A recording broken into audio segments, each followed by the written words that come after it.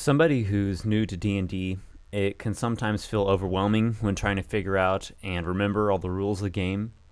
This is normal, so don't worry too much. In time, after you've had enough practice, it'll all just seem like second nature to you. This video is going to assume that you've already looked through pages 16 and 17 of the player's handbook regarding ability scores, and you've generated your ability scores for your character already. Powers. Every character has a certain number of powers.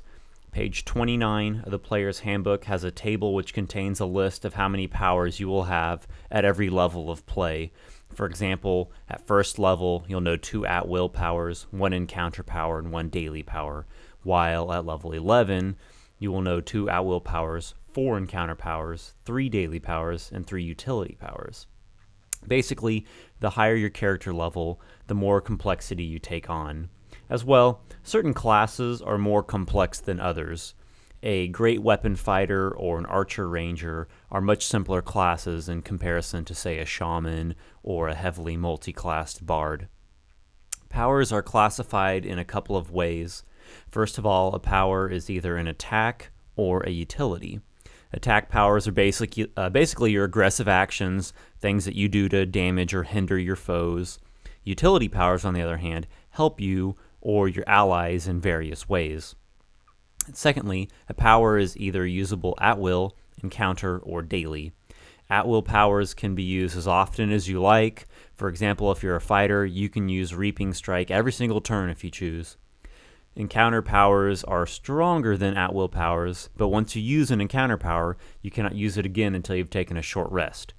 And a short rest takes 5 minutes, during which time you catch your breath, meditate to clear your mind, take a drink of water, consult your spellbook, whatever best suits your character at the time.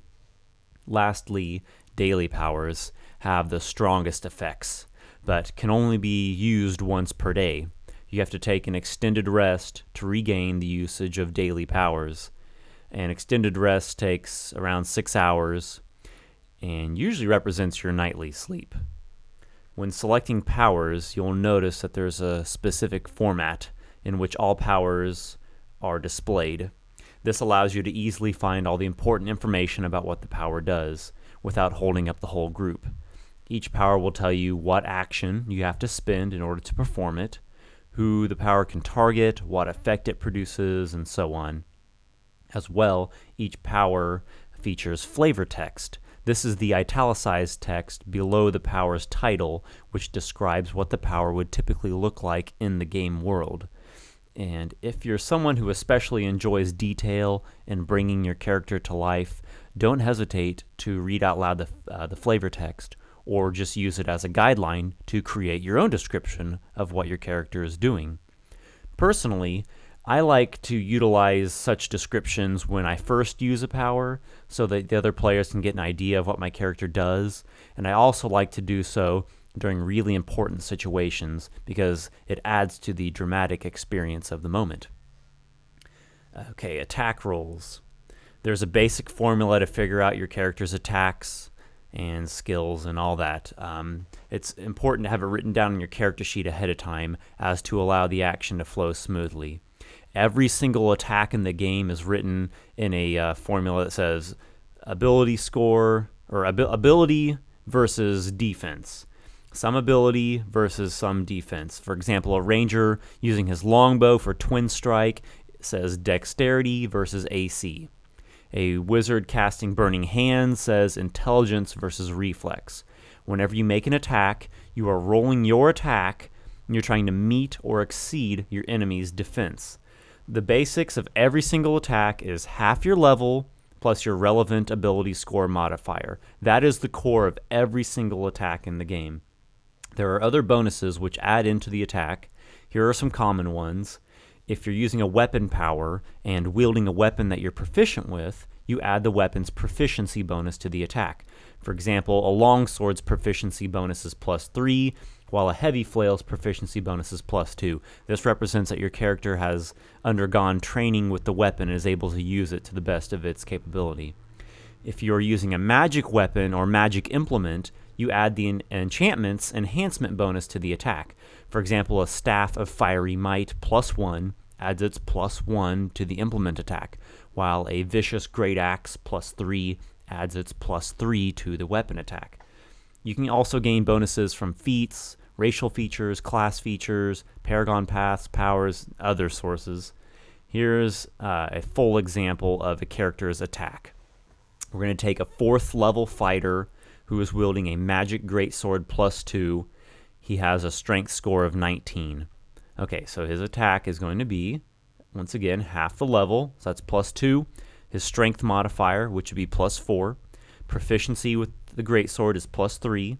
He has the enchantment on there, which gives +2.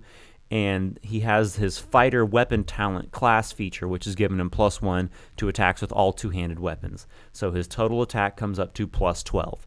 So whenever he makes a strength attack with that greatsword, he rolls the d20 +12.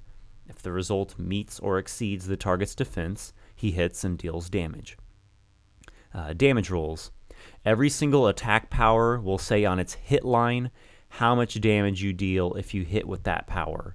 When you hit, simply roll the indicated dice and add the relevant ability score modifier. For example, if a power states 1 weapon damage plus strength modifier, you deal the weapon's damage dice plus your strength modifier. If the weapon is magic, add the enchantment's enhancement bonus to the damage roll, as it'll state under the enchantments entry. Every single enchantment has its own entry, and it'll tell you right on there. As well, feats, class features, other sources can increase the damage. Let's take the previously mentioned fighter, and we'll give him the weapon focus heavy blade feat. And we'll just say he hit with an encounter power that deals 2 weapon plus strength modifier damage. So his damage roll will be 2 weapon. That's going to be 2d10 because the greatsword's a d10. His strength modifier, because it was a strength power, that's +4. The enchantment is giving him +2 once again, and then the weapon focus feat is giving him +1. So his total damage is going to be 2d10 plus 7 damage. And as with the attack roll, it's wise to write down the damage modifier on your character sheet ahead of time. So in this case, under the damage workspace, you would have written strength damage with the greatsword +7, something to that effect. So you know every time you hit with a strength power with that greatsword, you have +7 to your damage roll. Skill checks. Like attacks, a skill modifier includes half your level plus the relevant ability score modifier. If you're trained in a skill, you get +5. And as well, there's other bonuses that can increase it. Racial bonuses, feat bonus, other sources can increase a skill. And even some armor imposes a penalty on certain skills, like movement-based skills, like acrobatics. Let's say our fighter is trained in athletics. So he has half his level, that's +1. His strength modifier is +4, and he's trained in the skill, it's +5. So his athletics modifier is +10. Whenever he makes an athletics check, he rolls his d20 +10. If the result meets or exceeds the DC, he succeeds in his attempt. Once again, on the character sheet, you would have already figured out this number and all the other skill modifiers ahead of time, written in the appropriate area. So whenever you need to make a skill check, you just simply roll your d20, add in the skill modifier. Ability checks. Ability checks work just like skill checks. You add half your level plus your relevant ability score modifier. Ability checks are rare because they basically encompass the few things that skills don't cover.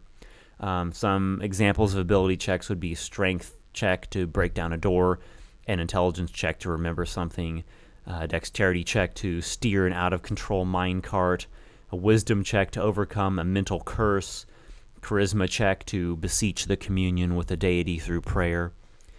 Lastly, you have your defenses. I'm running out of time, so I'm going to go through this real quick. They're AC, Fortitude, Reflex, and Will.